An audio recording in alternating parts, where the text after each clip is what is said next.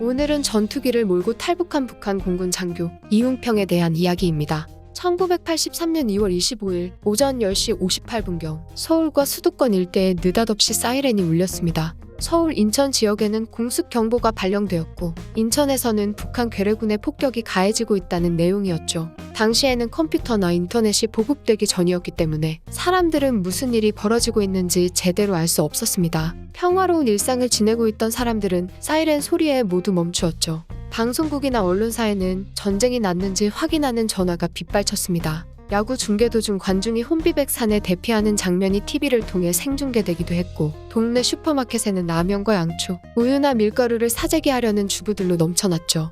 전방 군부대에서도 급히 무장을 갖추기 시작했습니다. 공습 사이렌의 원인은 남한으로 넘어온 북한의 전투기였죠. 갑자기 하늘에 나타난 북한의 전투기는 사람들에게 충격으로 다가왔습니다. 미확인 전투기의 정체는 전투기를 타고 월남한 북한 공군 장교 이웅평이었습니다. 공군 조종사는 전투기라는 중요한 군사 자원을 조종해야 하고 해당 국가의 항공 체계와 같은 중요한 정보를 취급하기 때문에 오늘날에도 상당히 고급 인력으로 대우받죠. 당시 북한도 공군 조종사들은 엄격한 기준과 교육을 통해 선발된 엘리트들만 뽑았습니다. 특히 군국주의 국가라 볼 수 있을 정도로 국가 자원의 상당수를 국방에 쏟아붓는 북한에게 있어서 조종사는 높은 지위와 대우를 받는 직업이죠. 그래서 엘리트 조종사의 귀순, 그것도 적기를 몰고 내려온 이웅평 사건은 사람들에게 큰 충격으로 다가온 것입니다. 그런데 북한에서 엘리트 중에 엘리트 대우를 받는 이웅평은 왜 월남을 한 것일까요? 이웅평은 1954년 평안남도 대동군에서 장남으로 태어나 엘리트 공군 양성대학인 김책 공군대학을 졸업하고 1977년 조선인민군 공군 제1비행사단 책임비행사로 임용되어 복무했습니다. 그러다 해안가에 떨어진 삼양라면 봉지에 적혀있던 판매나 유통 과정에서 변질, 훼손된 제품은 판매점이나 본사 대리점에서 교환해드립니다. 라는 글귀에 충격을 받아서 탈북하게 되었다고 알려져 있죠. 하지만 이웅평은 이러한 말을 한 적이 없습니다. 당시 정치적으로 선전하기 위해 안기부와 보안사에서 부풀린 말이었죠. 김일성 사진을 실수로 훼손했기 때문에 처벌이 두려워 탈북했다는 이야기도 있지만 사실인지는 밝혀지지 않았습니다. 가난한 이북의 처지와 군대에 복무하면서 받은 엄청난 스트레스 때문에 회의감이 들었던 것은 사실이죠. 특히 자신은 인민들이 부러워하는 엘리트 조종사임에도 석탄가루에 물과 진흙을 섞어 난방하는 것에 회의감이 들었다고 합니다. 남한의 조종사들은 연탄도 쓰지 않았고 기름 보일러를 썼죠. 비행기 라디오로 남한의 라디오가 잡혀 자유로운 남한의 모습을 보기도 했습니다. 김일성 관련 족보를 한 글자라도 틀리면 진급이 어려워지는 북한을 보며 자유로운 남한과 비교되기 시작한 것이죠. 공산주의 체제가 절대 자본주의 시장 경제를 이길 수 없다는 것도 깨닫고 내가 믿고 따른 수령이 나를 배신했으니 내가 수령을 배신해도 죄가 될 것이 없다 라고 다짐하며 탈북을 결심했습니다. 그러니까 이웅평은 라면 봉지 때문이 아닌 여러 가지 이유가 복합적으로 엮여서 탈북한 것이죠. 1983년 2월 25일 10시 30분 로켓 사격 훈련을 위해 평안도 개천 비행장을 이륙한 미그 19기 전투기 편대 중에서 이웅평의 전투기는 경로를 이탈하고 남쪽으로 기수를 돌렸습니다. 북한도 전투기의 이탈을 막기 위해 최소 2대, 보통은 4대 이상의 전투기가 비행하는 편대 비행을 하도록 했지만 이날은 2대의 전투기가 작전을 수행하였죠. 그래서 후발 전투기였던 이웅평의 전투기는 선발 비행 편대의 눈을 피할 수 있었습니다. 이탈 후에는 추격하는 북한의 전투기를 피하면서 북한의 지상 레이더에 잡히지 않기 위해 초저고도 비행을 했죠.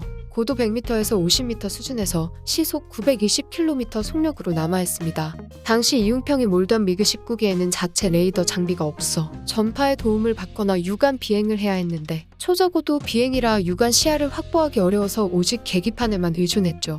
10시 45분 이웅평은 북한황해도 해주시 상공을 지나 연평도 상공의 서해 북방 한계선에 도달하였고 이때 초계 비행 중이던 한국의 F5 전투기 편대가 이웅평의 전투기를 발견하고 요격에 나섭니다. 이웅평은 투항하겠다는 의사의 표시로 미그기의 날개를 좌우로 흔들었고 F5 전투기가 미그기를 유도해 제10 전투비행단이 위치한 수원비행장에 무사히 상륙시켰죠. 여담으로 당시 F5 전투기로 귀순을 유도했던 박종원 공군 소령은 이후 진급을 거듭하며 32대 공군 참모총장까지 지냈습니다. 당시 대통령은 12.12 군사 쿠데타로 집권한 전두환이었죠. 아무래도 쿠데타로 잡은 정권이다 보니 불안정한 감이 있었습니다. 그래서 이웅평의 귀순을 정치적 선전물로 적극적으로 이용하려 대대적으로 선전했고 포구 속에서 열린 여의도 시민 환영대회는 130만 명의 인파가 몰렸죠.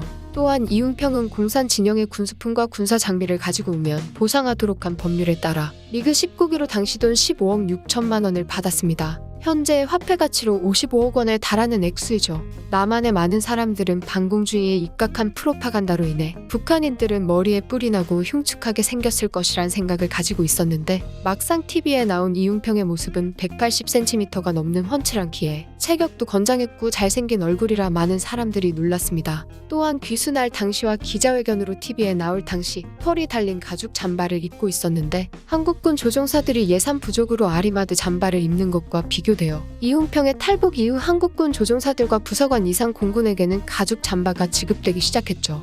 이웅평은 귀순 후 한 달 뒤 공군 소령으로 특별 임관되었습니다. 한일화로 소령으로 근무하면서 공군 병사들이 전두환 대통령의 사진이 있는 신문에 과일 껍질을 버리는 것을 보고 병사들에게 뭐라고 했더니 병사들이 왜 그게 잘못이냐고 되물어 충격을 받았다고 하죠. 물론 당시 전두환 대통령은 민주주의적인 선거가 아닌 군사 쿠데타를 통해 집권한 대통령이었지만 북한처럼 지도자의 사진을 모욕했다고 잡아가지는 않았기에 북한과 비교되는 이러한 남한 사회의 자유로움에 놀란 것입니다. 임관 뒤에는 공군사관학교 교수의 딸과 결혼해 남한 생활에 잘 적응했고 1996년에는 대령으로 진급했죠. 다만 가족을 북에 놔두고 혼자 남쪽으로 내려왔기에 항상 가족 걱정을 하며 괴로워했다고 합니다. 실제로 북한 정부에서도 이웅평의 귀순 이후 가족은 전부 정치범 수용소에 수용시켰고 부모와 남자 형제들은 한번 들어가면 다시는 나올 수 없는 완전 통제구역으로 그리고 여자 형제들은 혁명화 구역으로 보내졌으며 부모님은 정치범 수용소에서 처형당했다고 말했죠.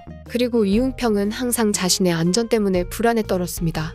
남한 정부에서 대대적으로 선전해 북한 정부의 심기를 건드렸기 때문이기도 하고 북한에서도 전투기를 이끌고 탈북하는 경우는 드물었기 때문에 다른 탈북자들과는 달리 비밀리에 자신을 암살할 수 있다고 두려워했죠. 1997년 탈북한 김정일의 처조카 이한영이 대한민국에서 북한의 간첩에게 권총으로 암살당했을 때 압박을 많이 느꼈다고 합니다. 그래서 음식물을 먹을 때는 항상 독극물을 확인할 수 있는 은제품을 썼고 이웃이 주는 떡이나 음식 음료는 절대로 먹지 않았죠. 북한과 관련된 사건이 발생하면 가족과도 연락을 끊고 잠시 숨어 지내기도 했습니다. 또한 아무리 북한에서는 엘리트였다고 해도 당시 북한 사회에 대한 편견은 현재보다 더욱 심했기 때문에 사람들에게 근거 없는 비방이나 비난을 들어야 했죠. 이웅평은 힘든 마음을 술로 달랬습니다. 호금은 간을 망가뜨렸죠. 결국 이웅평은 공군대학 정책연구위원과 교관으로 활동하다 상태가 너무 안 좋아 병원을 갔고 간경화 판정을 받게 됩니다. 병세가 심각해 죽을 지경까지 가자 간이식 수술을 받았으나 면역 억제제를 투여하지 않아 결국 거부 반응을 일으켜 2002년 향년 47세의 나이로 세상을 떠나게 되죠. 이웅평의 귀순은 당시 남북한 사회에서 상당한 파장을 일으켰습니다. 북한에서는 똑같은 일이 발생하는 것을 막기 위해 감시를 더욱 강화하는 한편 공군 조종사의 처우를 개선해 주었다고 하죠. 당시 북한 조종사들이 이따금 한 명씩 남으로 넘어갔으면 좋겠다고 할 정도였다고 하니까요. 비록 그의 귀순은 해프닝으로 끝났지만 이웅평의 삶과 죽음은 분단 국가의 현실과 아픔 그리고 이산가족의 슬픔을 대변한다고 할 수 있습니다. 전투기를 몰고 탈북한 북한 공군 장교 이웅평에 대한 이야기 이번 편은 여기까지입니다.